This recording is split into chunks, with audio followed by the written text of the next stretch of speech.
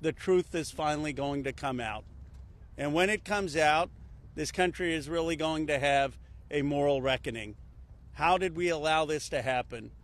There should be no buildings named after people in this Epstein class. There should be no scholarships named after them. They shouldn't be enjoying the perks of being affiliated with corporations or universities or writing op-eds or being lionized. And many of the survivors will tell you some of these people still are celebrated in our society. That's disgusting. There needs to be accountability. I want to recognize first and foremost the survivors. They are the ones who made today possible. Many of you had forgotten about this issue, and frankly, for decades we have not done enough about this issue, and it's only because of their advocacy, them coming here to the Capitol. They showed up here time and again, and on September 3rd, that the country started to pay attention. And I also want to thank the courage of two of my colleagues in particular. Both of them have suffered, as you know, extraordinary political consequences for what they did. One, my colleague, Congressman Thomas Massie. This would not have been possible if he hadn't led the discharge petition that got 218 signatures and is going to force a vote in the House of Representatives. And this would not have certainly been possible if it were not for the courage of Marjorie Taylor Greene. She signed the petition, and I would keep texting Thomas, is she going to drop off? Is she going to drop off? Because there was so much pressure against us, so much attacks against her. But she stood with the survivors. For Thomas or me, this has never been political. This is not about questions of Trump or Biden. This is a question of doing the right thing for survivors. We're going to get a vote today. I expect an overwhelming vote in the House of Representatives, and I don't want the D.C. swamp playing any games. They need to pass this in the Senate, and they should not amend it. President Trump has said he would sign the Epstein Transparency Act. It's going to get overwhelming support in the House. It should go straight to the Senate, and it should be signed. No amendments, no adding loopholes. Justice is long overdue. And I want to hand it over to my colleague, Representative Thomas Massie. I want to start by thanking the survivors. I mean, they're giving everybody hope in this country. There are survivors of other sex crimes in this country wondering if they should come forward. They're clouded with shame and concerned that law enforcement will do nothing. And these survivors have stepped forth, taking that same risk, worried that they will be defamed themselves. They have been defamed for stepping forward. But we're going to get justice for them. That's going to happen today in the People's House. The founders set up our government with 3 branches and 2 branches of Congress. And I don't think it's any coincidence that this fight is being started and it's being won in the House of Representatives. I have people, other survivors of other sex crimes, who come to me and say, thank you. You give me hope. You give us hope. There is hope here. We fought the president, the attorney general, the FBI director, the Speaker of the House, and the vice president to get this win. But they're on our side today, though. So let's give them some credit as well.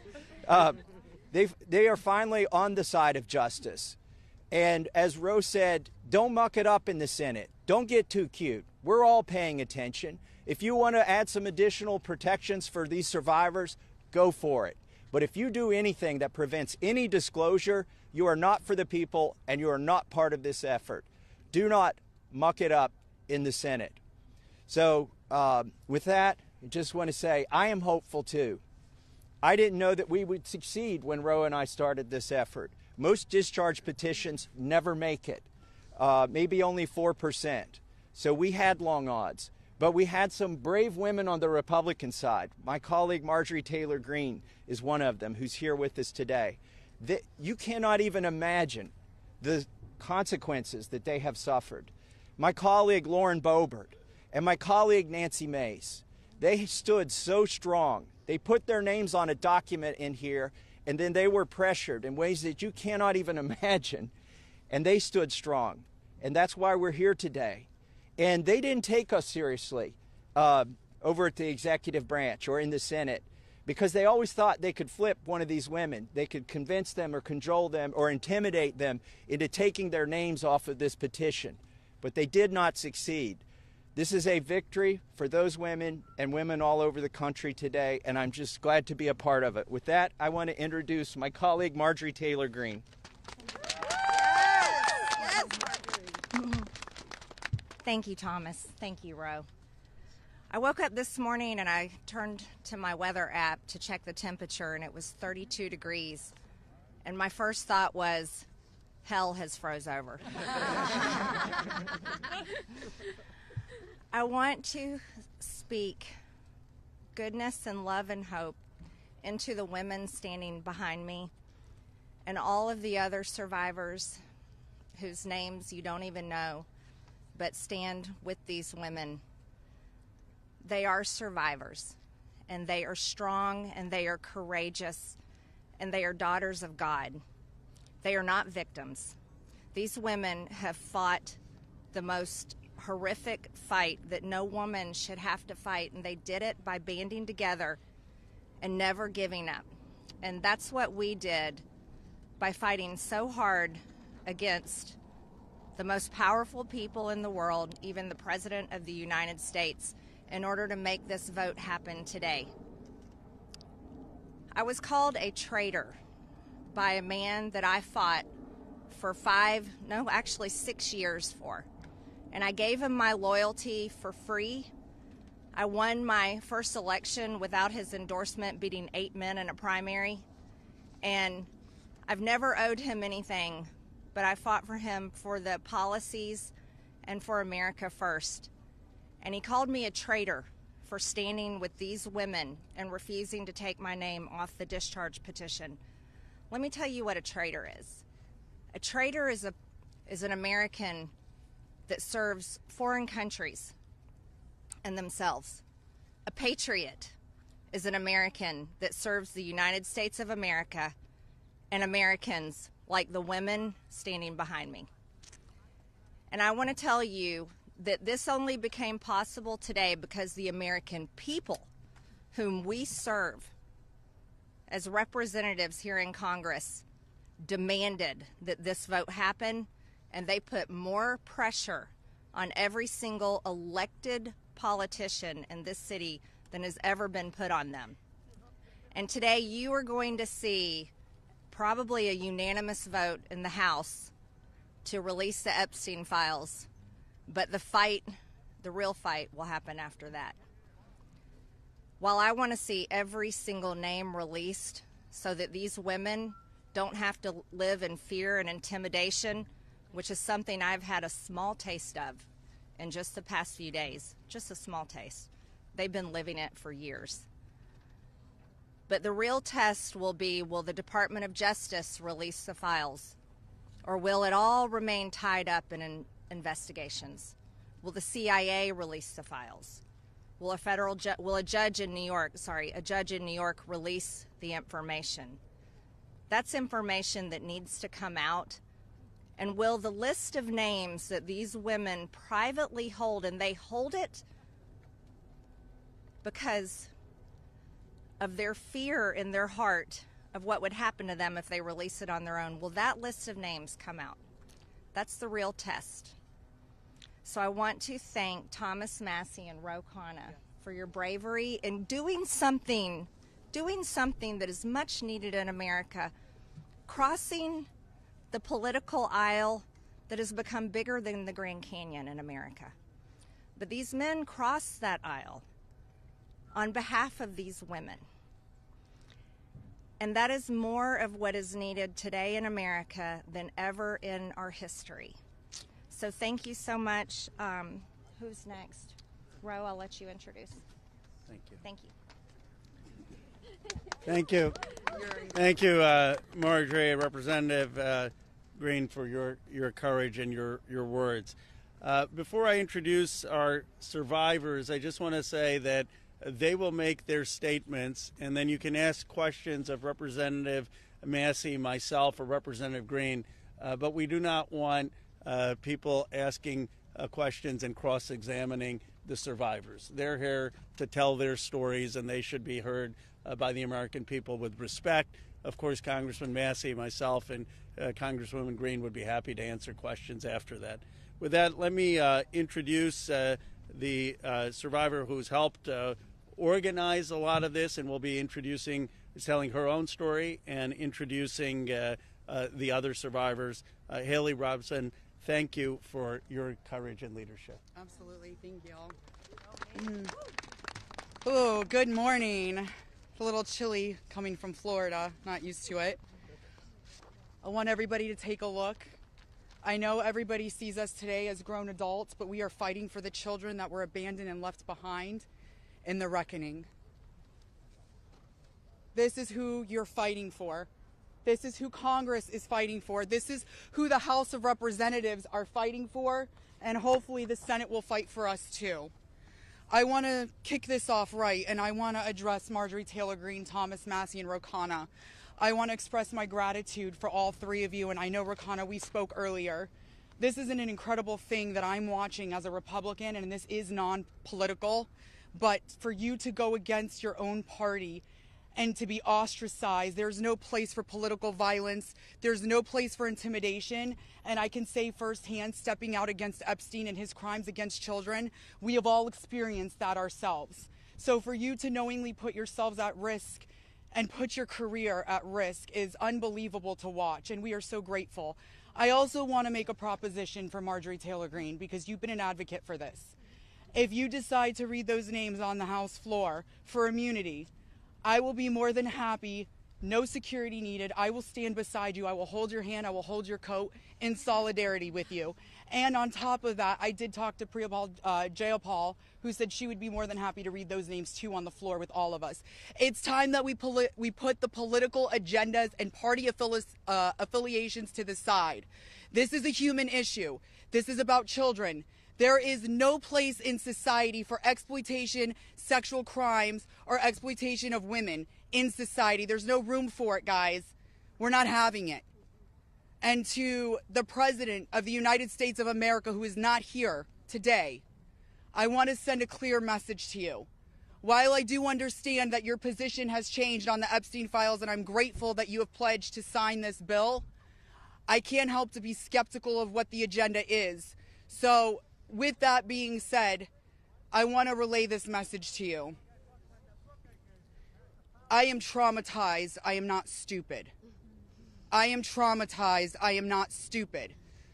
You have put us through so much stress, the lockdowns, the halt of these procedures that were supposed to have happened 50 days ago.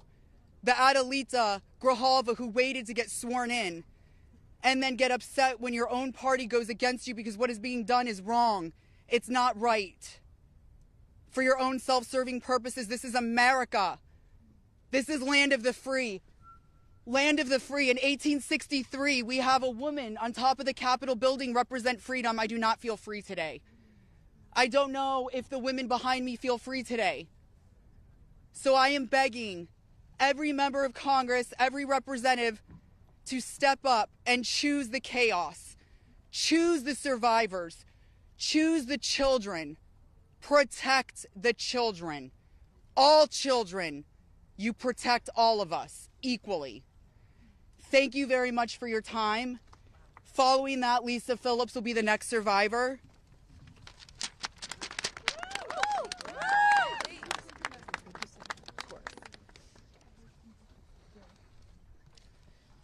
Good morning.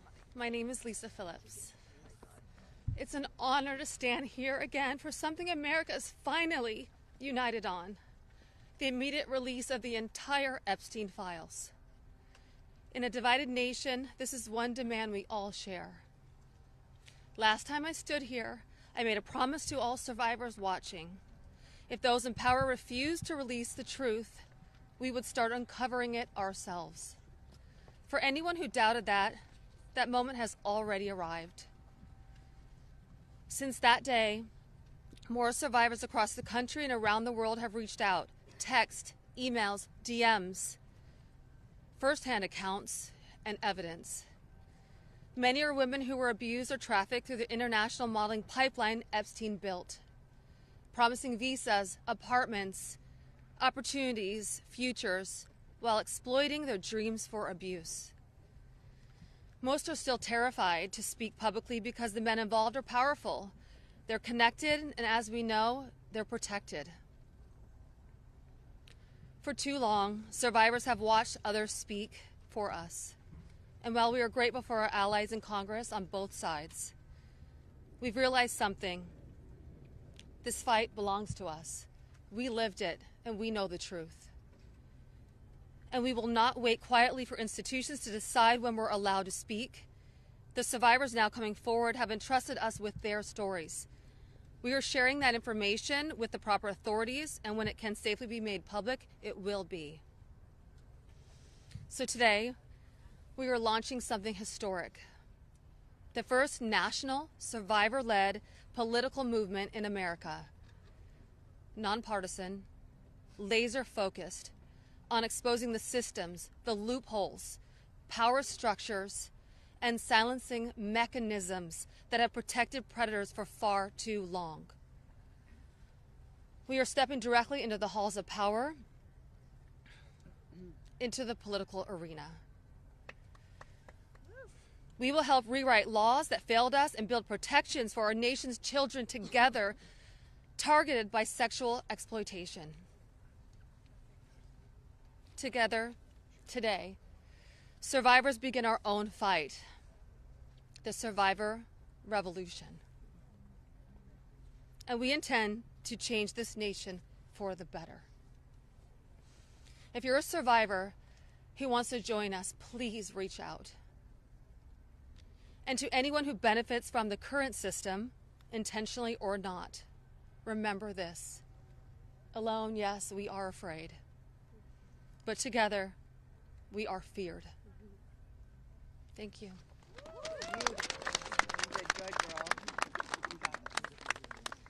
Hello, everybody. I am Jenna Lisa Jones, and just as Haley, I would just like to give a little reminder that this was me at 14 years old. I was a child. I was in 9th grade. I was hopeful for life and what the future had held for me. He stole a lot from me at 14. So just a little reminder there for everybody. Sorry. So,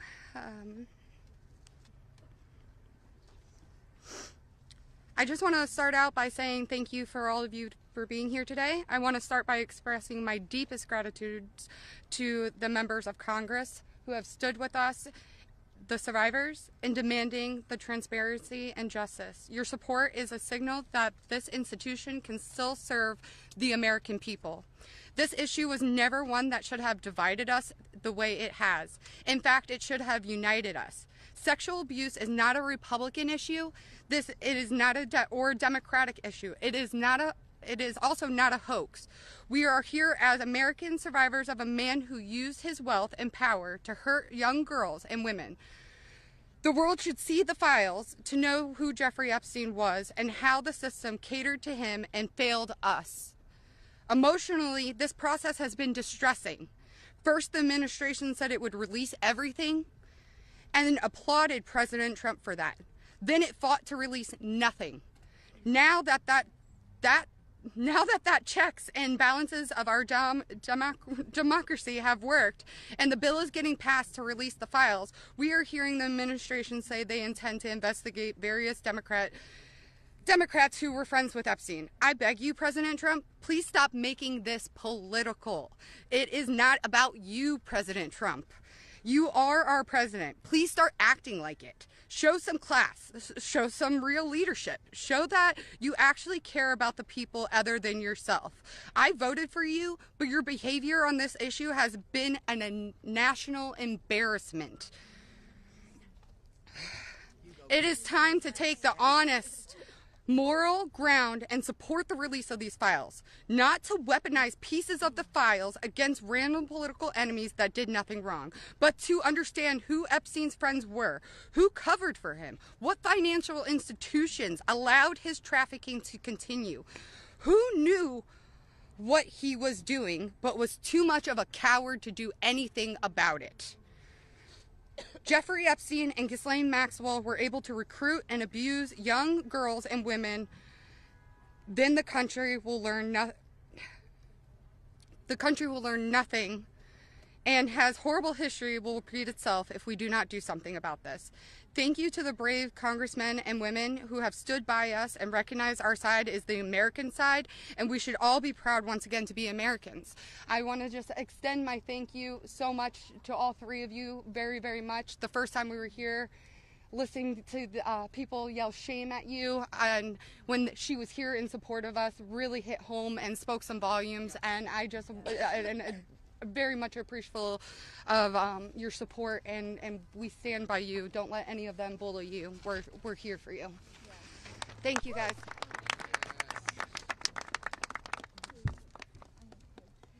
Wow. Good morning, everyone. Thank you all so much for coming together today and taking the time to listen to us. Your presence means the world, and it shows commitment to understanding and supporting survivors and Americans. I stand before you today with a heavy heart. I originated from Brazil, and I came to the United States when I was 8 years old. I was only 14 when I first encountered Jeffrey Epstein, and my daughter is now almost at that age. At 14, the only things she should be concerned with are going to school, practicing at her cheerleading competitions, and enjoying her time with her friends and family.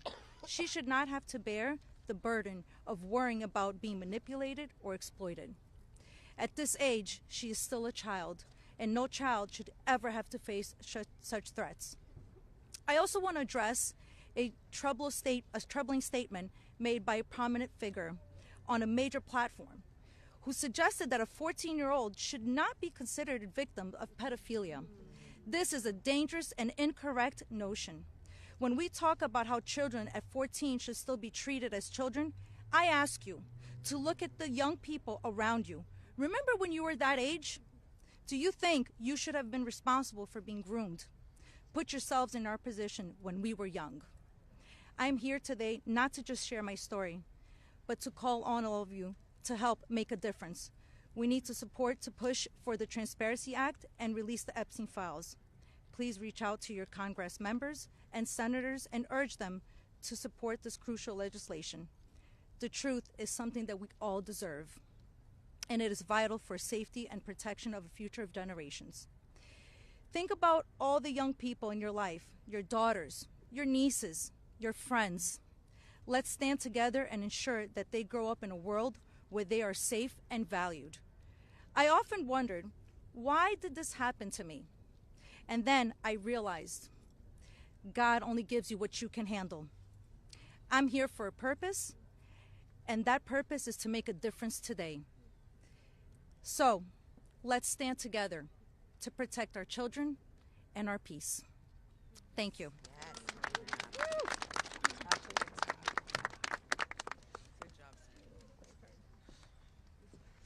Good morning. I want to say a few things before I begin. My speech may not be great. It was thrown together last minute as I only came here, decided Friday, when one of us, who has spoken several times, decided she couldn't come because of the threats. She was too scared. So I want to say, when you threaten one of us, you're threatening all of us. Yep. We are together now, and that's never going to change.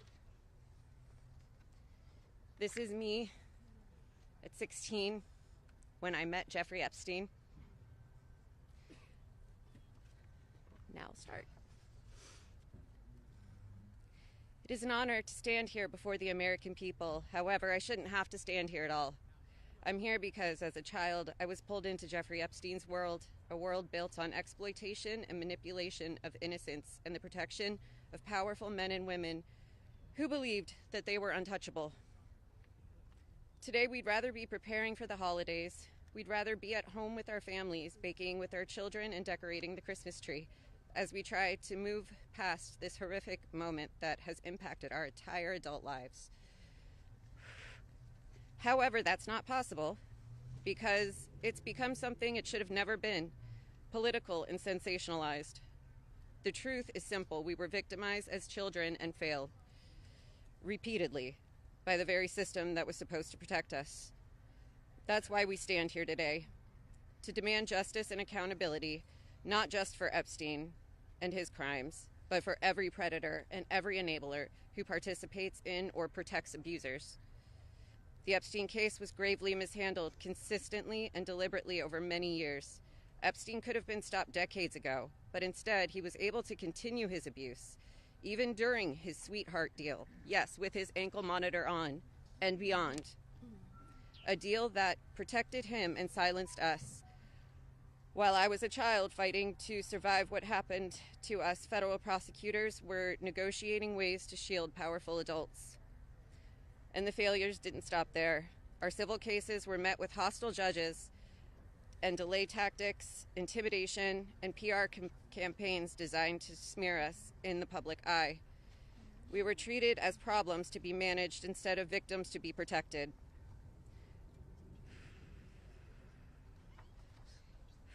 Today, something has changed. Individually, our voices were whispers. Together, they've become impossible to ignore. We are encouraged to see elected officials from both parties, thank you, come together and finally take action to release the files. I'll leave it there. Thank you. Good job. Yes, Ashley. Good morning. My name is Wendy, and I'm standing here today with a truth that still scares me to say out loud. I'm going to put this down because I can't hold both, as you guys saw, but that was me when I was 14 when I met Jeffrey Epstein. None of us here signed up for this political warfare. We never asked to be dragged into battles between people who never protected us in the first place. We are exhausted from surviving the trauma and then surviving the politics that swirl around it. When survivors travel to speak, to advocate, to stand for the truth, we do it with our own money, from our own pockets, carrying our own fear, shaking in our own bodies. There is no team, there is no paycheck. It's just us hoping our voices make a difference. And it puts a pit right in your stomach because you know you're standing on the right side of history. Yes. But standing on the right side of history is not a comfortable place to be. Yep. It never has been. And in a sick, heartbreaking way, it's an honor to show up, an honor to speak here, and an honor to stand in light when the world tried to keep us in the dark. And what keeps me standing is, even with all this fear, I have a 14-year-old daughter myself, the same age I was. And when I look at her, I see the little girl I used to be, the one that no one protected. My greatest fear in this entire world is history repeating itself. And I will do anything, absolutely anything, to make sure that she has to never be one of these girls standing in front of a crowd like this today in her life. So today, from the safest and bravest places inside myself, I am asking Congress, please pass the bill. Please release the records. Stop making survivors fight alone for the truth that should have protected us in the first place. To the representatives that support us, thank you. Thank you for standing beside survivors so we don't have to face this fear alone. Thank you for choosing what is right over what is easy. And every survivor who is scared right now, your fear is real. Your courage is real, and even though we're terrified, we keep showing up. Because someone has to tell the truth. Someone has to protect these children. We deserve safety then, we deserve it now. And we are done being afraid so others can stay comfortable. So with that, I want to say thank you guys for having us. And I just hope that people can remember that as survivors, our story never leaves us, but the choice that you make to pass this bill, your career is in front of you, and that choice will follow you. Everybody will know. So, yes. Thank you. Good job. Well said. You're incredible. Hello, everybody. My name is Danny Bensky. This was me at 17 years old.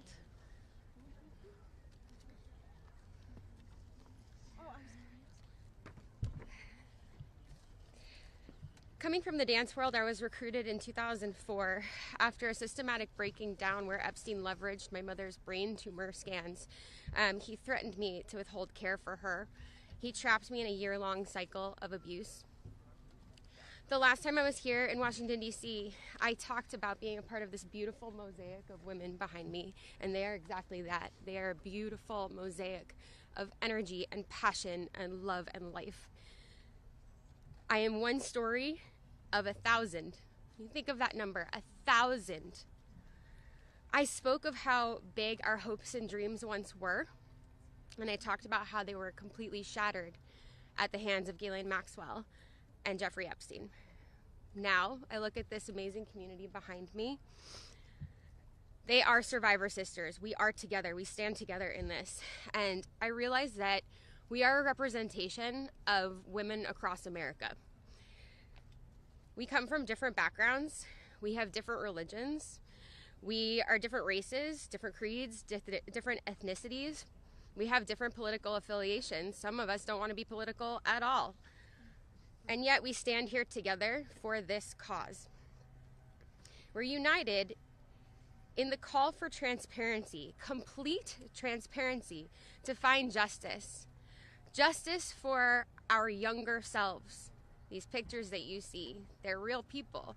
I wish I could go back and give my former self a hug and say, this matters and it's going to change, and mean it. We are standing here for justice for the youth of tomorrow, and justice for those who are no longer with us, like the beautiful, brave Virginia Giuffre.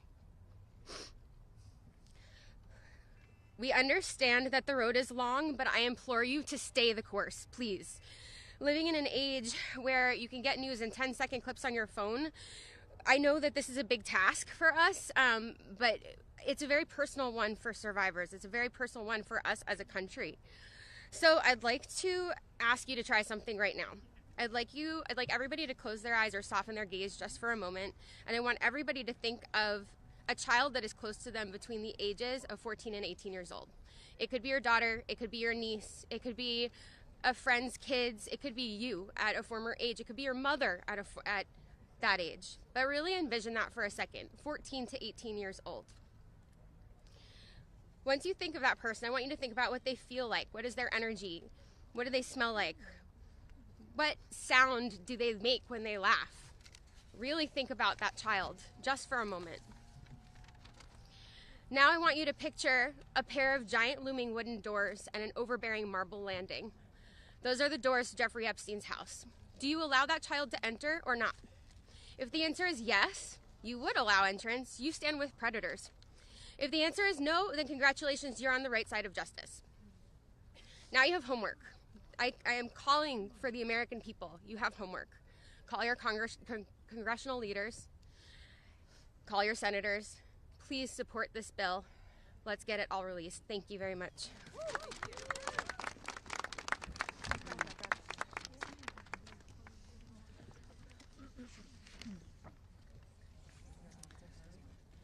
Good morning.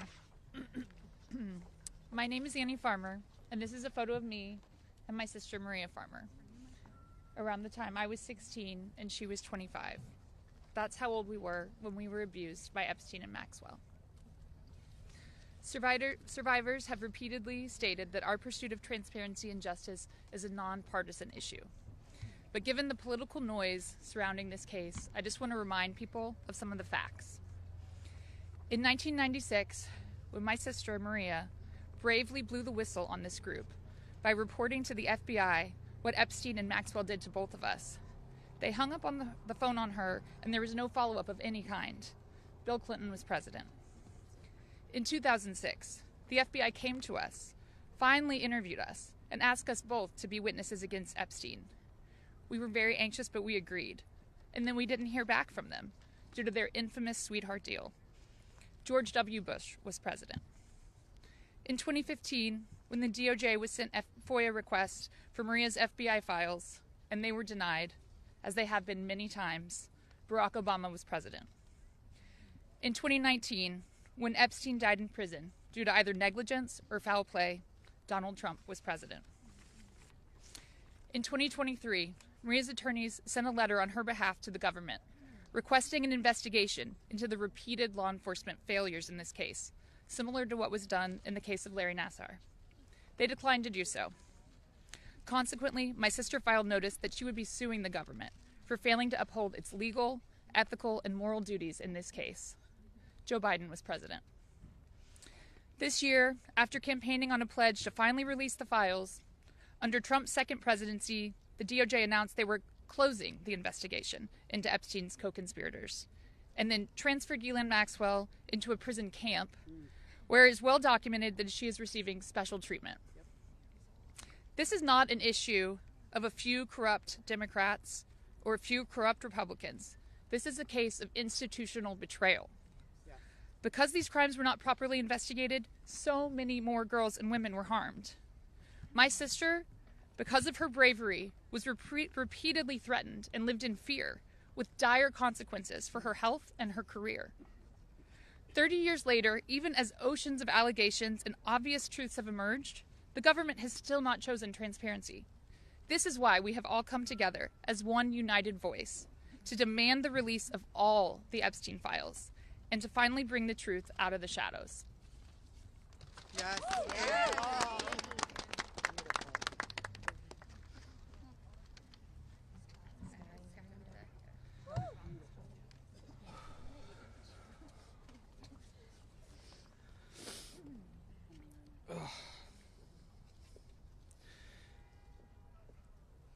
Ladies and gentlemen, esteemed members of Congress, and everyone gathered here today, I want to start by thanking the three of you.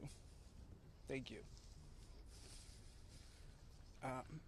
It takes a lot of bravery to do what you're doing. We hear you. We see you. It means a lot for you to be here with us, and I know my sister would be incredibly proud. This is the moment she was fighting for and the moment that all survivors are fighting for, so thank you.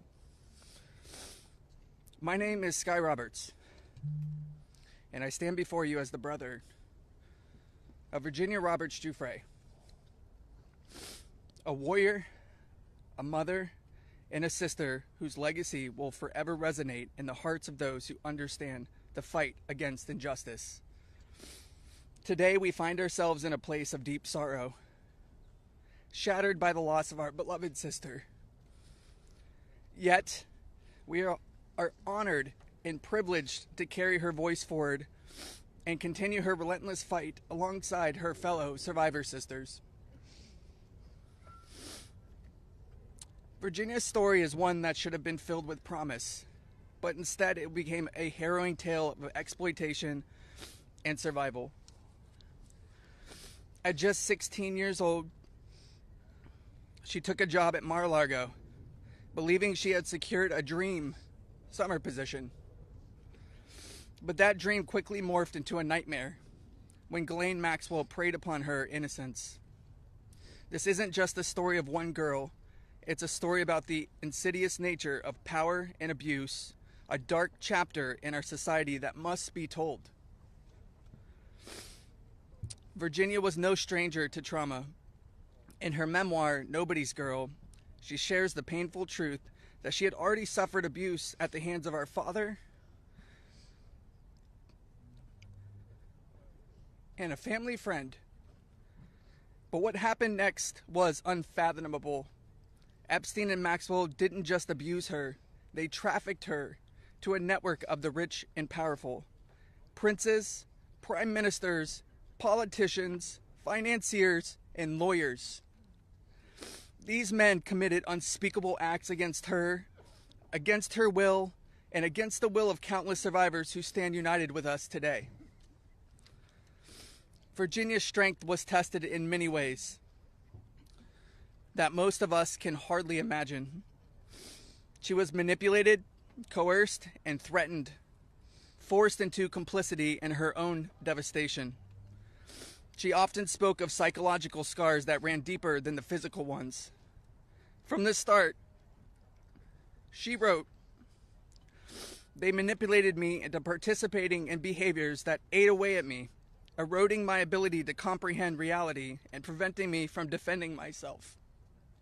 The most destructive wound they inflicted was that of forced complicity, a betrayal of self that was crafted by her abusers. But I stand here today to declare that their tactics of fear and intimidation did not work. Virginia's spirit could not be broken. She became a beacon of hope, a warrior, fighting not just for herself, but for every survivor who suffered in silence. She said, 'I felt it was my duty to stand up to predators like Epstein and Maxwell. I would put my neck on the line to make sure my daughter never has to go through what I had to endure.' These survivors, like Virginia, have transformed into mothers and strong women, fierce in the face of adversity. Many of them have daughters the same age they were when they faced their own abuse. They are determined to break the cycle, to shatter the silence that has kept so many in the shadows. Virginia quoted in her memoir, 'There I was, as the mother of 3 children. I felt it was my duty to stand up to predators like Epstein and Maxwell. I mentioned to Ellie in particular, her daughter, I would put my neck on the line to make sure she never has to go through what I had to go through. I said, joining Edward's CVRA case, what I would want somebody to do for my daughter or sister and friend. In the end, I said, I was just trying to do the right thing. That's what I felt like I'm doing,' I said. 'I'm making a small dent in this big world we live in.'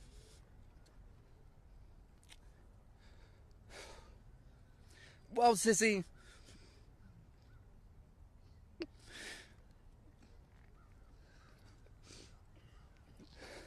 you didn't just make a small dent.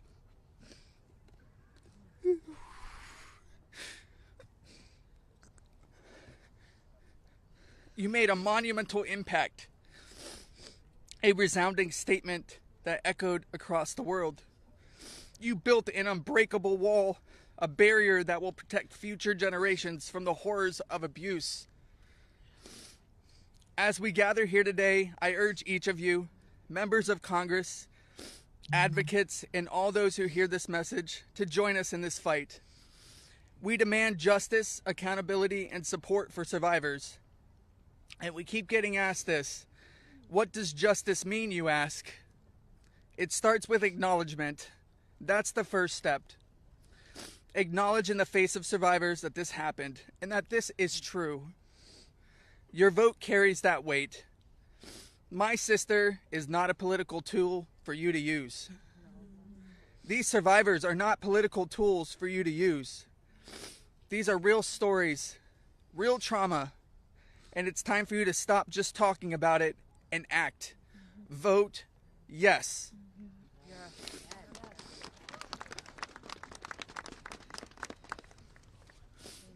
Virginia's legacy is not just hers. It belongs to all of us who stand against injustice. Together, we will ensure that the voices of survivors are heard, that the truth prevails, and that the horrors of the past are never repeated. Thank you. Thank you for listening, and thank you for standing with us. Together, we will not let Virginia's fight be in vain. Together, we will not let the predators win. Together, we will be the change this world desperately needs. Thank you.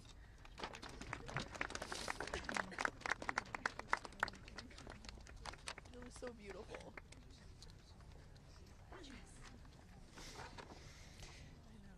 This is me when I met Jeffrey Epstein in 1991. I always share the date when I talk about my story because people rarely acknowledge how long this has actually been going on. And for too long, Truth has been buried, survivors have been silenced, and powerful people have been protected. And today we stand in a moment that will decide whether our government still belongs to the American people or to those who prey on them.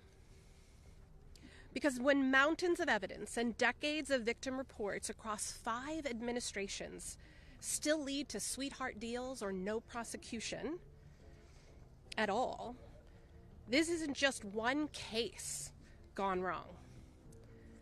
It's an institutional failure on a historic scale, and every member of Congress in this administration must answer for that failure. Millions of sexual abuse survivors know the pain of speaking up and watching the institutions that are meant to protect them look away. We're not alone in this. Epstein may be the headline, but the betrayal reaches every corner of our country. And if our justice system can collapse this completely for so long, then Congress cannot pretend that the system is working. Not for us, and not for the generations that will live with the consequences of what they choose now.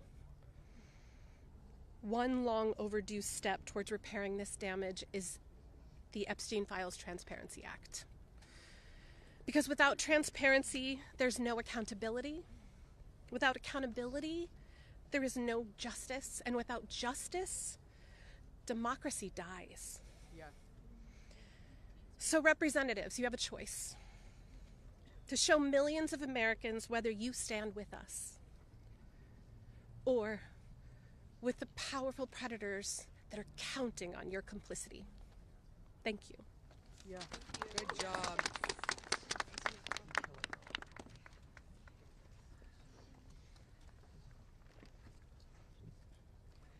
Good morning.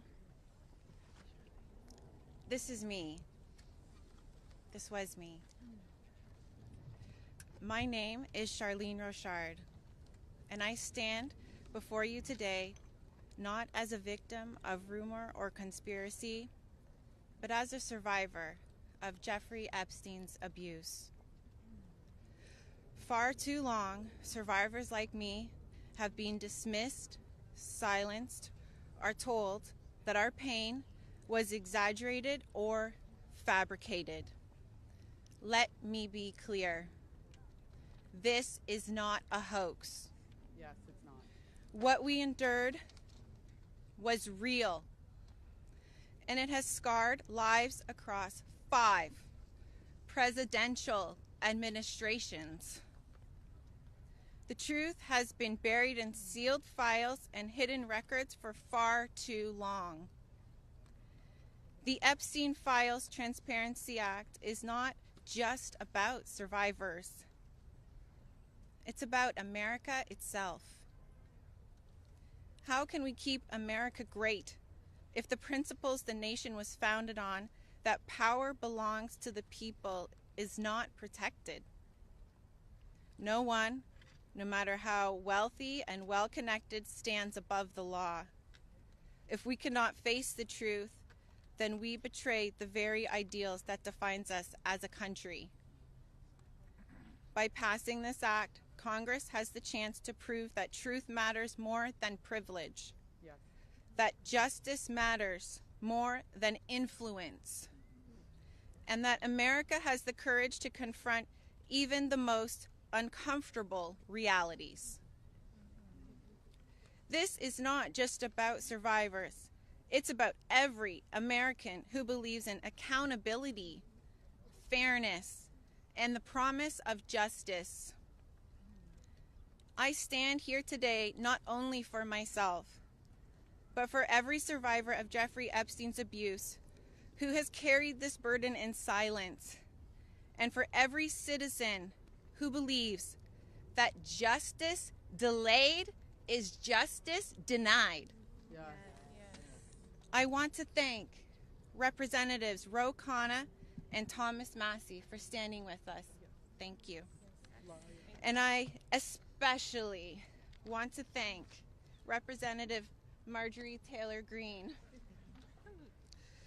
Her unwavering support, Her courage to stand with us and demand transparency gives us strength. Thank you. It shows that this fight for accountability is bigger than politics.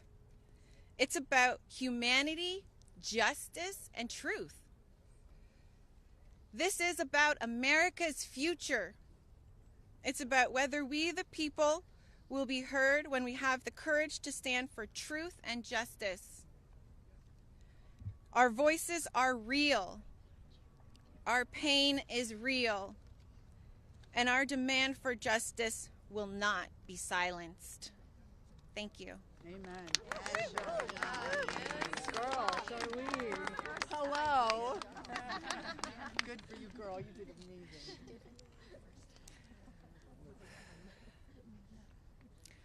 My name is Laura Bloom McGee. This is my first time speaking publicly about my abuse. As a young woman in New York City, I was pursuing a modeling career and building a life of giving back through my philanthropic work. Instead, I was intentionally groomed and became part of an international model sex trafficking ring that was led by Jeffrey Epstein. I was sexually and mentally abused by Jeffrey Epstein. He used my dreams and vulnerabilities to silence me. Today, I am here to break that silence. Sex trafficking and sexual abuse are crimes against human beings, not political talking points. For too long, Epstein's abuse was an open secret, with his network remained protected. Evil thrives in darkness. We must shine a light on every corner where it hides. Nothing should be off limits in the search for truth. Please vote that everything in the files be released. Let investigations proceed without obstruction. Demand oversight and deliver justice. The government must never side with predators. I come as one survivor, but I stand here for everyone who prayed for me, who believed in me, and who hoped for me. To my fellow survivors, your courage brought me here. We are more than victims. We are mothers, daughters, sisters, friends. This is not a hoax, and we will not be erased. Shame on any elected official who obstructs truth and justice for the American people. Thank you. Amen. Yeah, girl. My name is Liz Stein. In 1994, I was a senior in college, just 21 years old. I had aspirations of attending law school after graduation, and it looked like I had a bright future ahead of me. 1994 was also the year I met Ghislaine Maxwell and Jeffrey Epstein. My involvement with them changed the trajectory of my entire life. The Epstein files are not about loyalty to any one political party. They are evidence of a crime. We stand here today, victims of the crime of sex trafficking. I'm here today speaking both for my 21-year-old self and for the countless number of people who have experienced sexual violence. When I am asked what I would tell my younger self if I could say something, I say that I would tell myself to tell someone. And if they don't listen, to tell someone else. And to just keep telling until someone listens. And even if nobody listens to you, you should be proud of yourself because you stood in your uncomfortable truth when others could not. And that is true bravery. We stand here today as survivors, part of a sorority that none of us asked to join. We have told our stories over and over and over. Now it's time to see who was listening. We ask that you vote to release the files, all of them, so the victims of this crime can finally see justice. Thank you. Amen. Yes! You go, girl.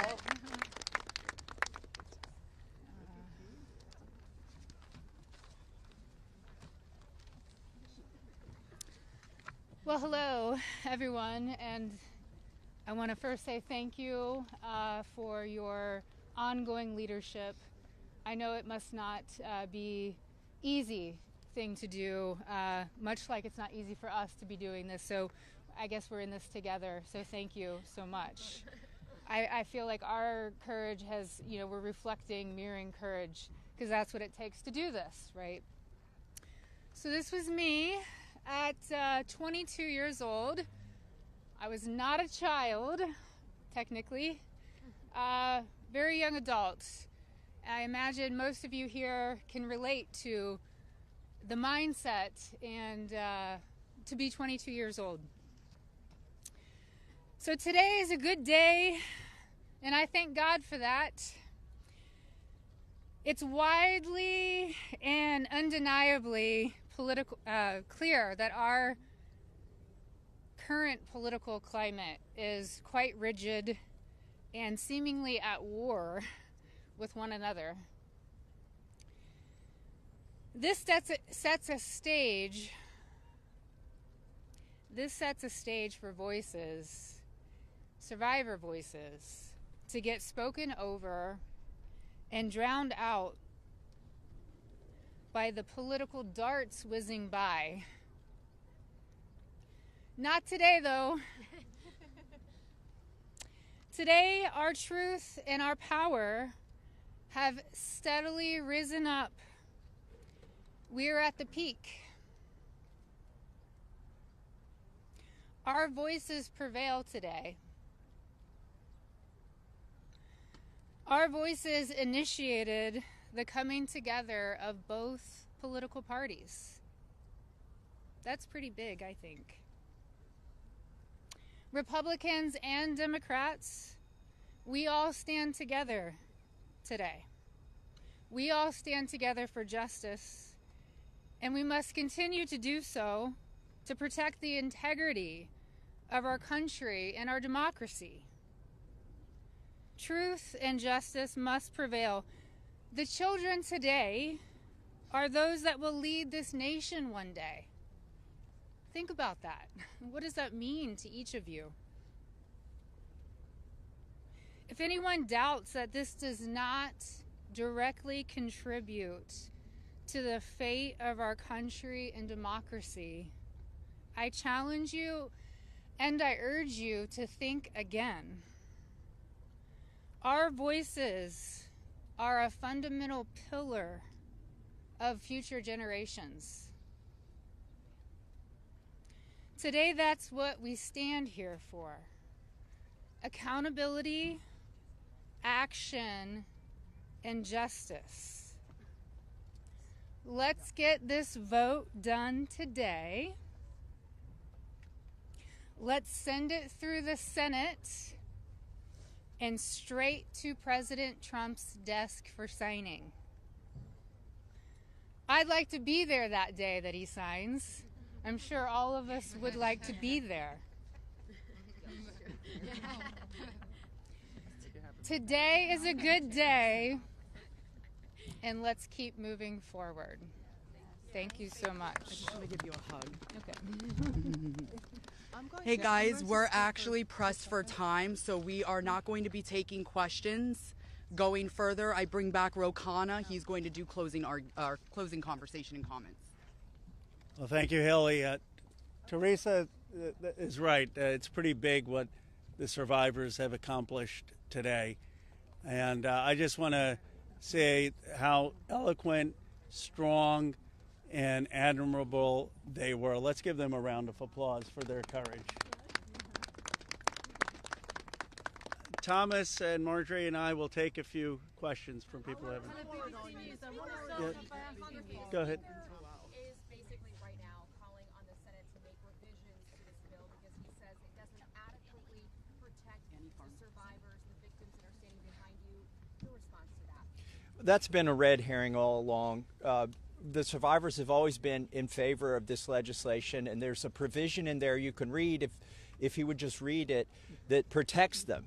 Now, if he wants to offer more protections in the Senate, that's fine with us, but here's the problem. Now we have to vote on it again in the House. And so, as you heard, justice delayed is justice denied. It could be just another delay tactic. But we want to... Is that what you think? That's the motivation from the I think the Speaker wants to save face. He's going to vote for a piece of legislation today that he's disparaged for 4 months. And however he needs to come on board, we want him on board. So we appreciate that. Did you want to? Go ahead. Go ahead.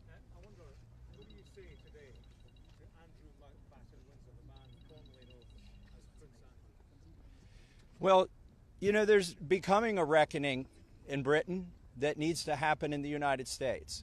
A prince lost his title. The ambassador to the United States lost his job. We need to see those same kind of consequences here. As my colleague Rose said, there shouldn't be buildings named after these perpetrators of these heinous crimes. There shouldn't be scholarships named after them. And there needs to be accounting. We've seen tens of thousands of pages released by the Oversight Committee. What we've not seen is a single name.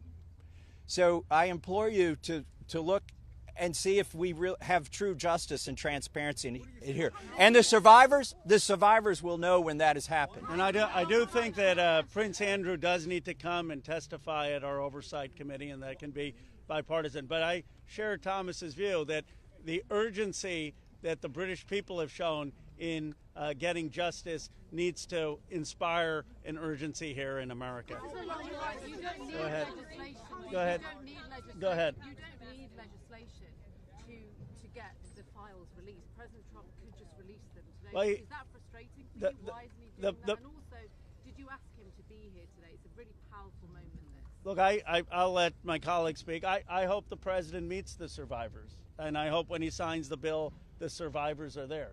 I don't care if I'm there, Thomas Massey's there, Representative Green's there, but the survivors should be there. But I hope he meets them, because I think if anyone who meets them and sees their emotion will be moved. And my goal is to get justice here. So I hope he will meet them and really hear what's happened and actually take action. But the broader point is, yes, the president could order the Justice Department to release the files, but in a constitutional democracy, what we're supposed to have is Congress says that the files should be released, and then it's not on the whim of any president. Then the Justice Department is compelled to release those files because that's the law of the land. Let's just take a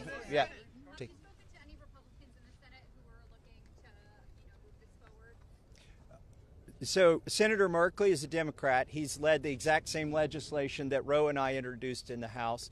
One Republican co-sponsored his bill yesterday, and I have spoken to at least one more who says they will co-sponsor.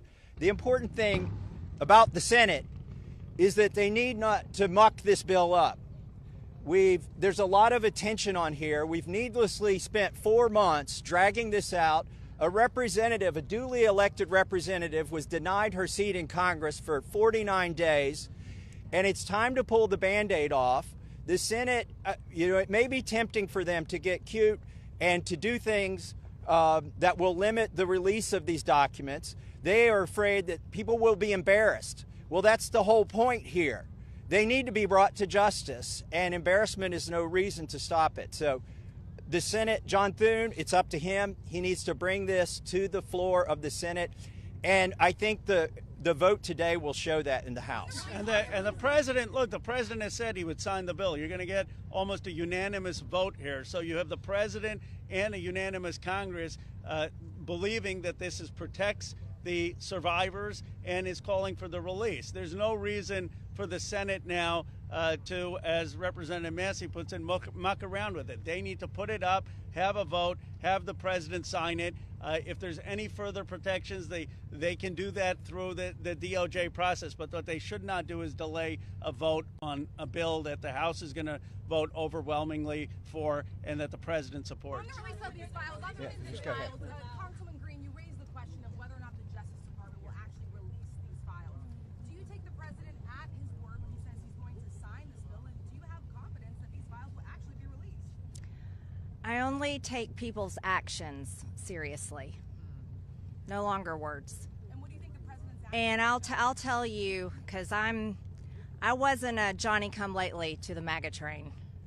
I was day one 2015, and there's a big difference in those Americans and those that decided to support President Trump later on. And I'll tell you right now, this has been one of the most destructive things to MAGA is watching the man that we supported early on, 3 elections, for people that stood hours, slept in their cars to go to rallies, have fought for truth and transparency and to hold what we consider a corrupt government accountable.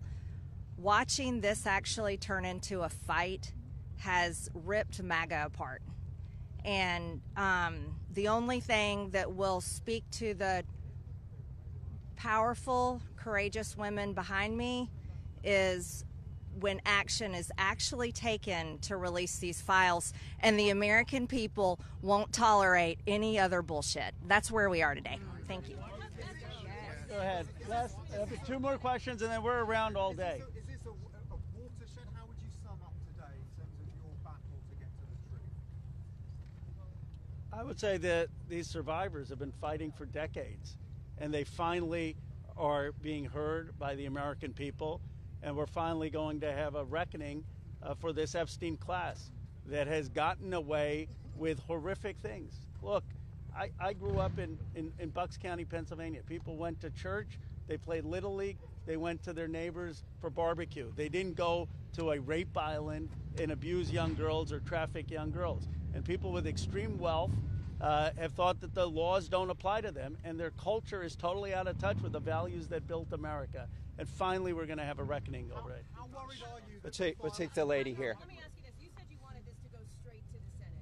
What message does it send to the survivors behind you if the Senate doesn't act quickly to move this bill forward?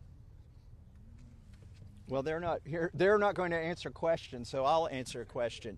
I prefer, actually, it goes straight to the president. He can release these files without the Senate acting. Sometimes they take a long time to get things done. The House figured out a way to take 4 months to get this done.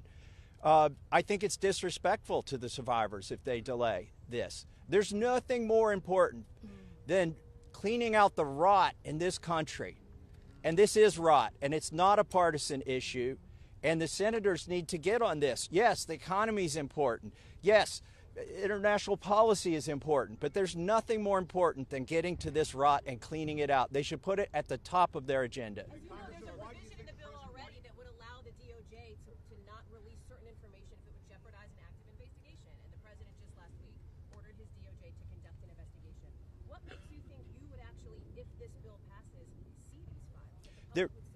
There are 1,000 survivors. They can't open enough investigations to cover up everything that's in these files. And yes, it's true they can try to protect a few certain people or a few certain companies, but those investigations will eventually end. And in the meantime, there's not enough investigations to cover up 1,000 different crimes, 1,000 different rapes, 1,000 different sex trafficking instances. And this is not a moot point, even though they are doing that. And once this bill is signed into law, any career official at the DOJ or the FBI who does not comply with the law is at legal risk. It's no longer just up to the president. Look, we could have passed a simple resolution here in the House, and that would have been the end of it. Instead, we chose a very hard path, which is to get legislation, a law passed, which means it has to go to the House, the Senate, and be presented to the president. And that will have the force of law. They will be breaking the law if they do not release these files. Thank you very much. Last question, and then. Why do you think he has fought so hard? If he could do it now, why hasn't he done it? I believe he's trying to protect friends and donors. And by the way, these aren't necessarily Republicans. Once you get to $1 billion, you transcend parties. You just assume you can pay off whatever party is in charge of the White House, whatever party is in charge of the House of Representatives. And this is about those kinds of people. I think he's been trying to protect them. And I think it also incriminates our own government. This is a complete and total failure of the justice system, as the survivors have witnessed here today to us. It incriminates the FBI. It incriminates our intelligence agencies. It incriminates police departments in West Palm Beach. And that's what has been protected by this, either willfully or unknowingly, and it's time to end it. And I would agree with Representative Marjorie Taylor Greene that what matters now is just the action. I don't speculate on what politicians' motives are or what's in their heart. The point is the American people have spoken, Congress has spoken, release the files. It's time for justice. Thank you very much. Thank you.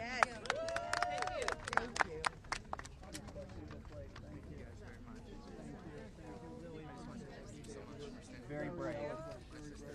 Incredible. I appreciated your work. Very well. Great. Thank you. Said bullshit on TV the other day, and I love that you just said bullshit. I was like,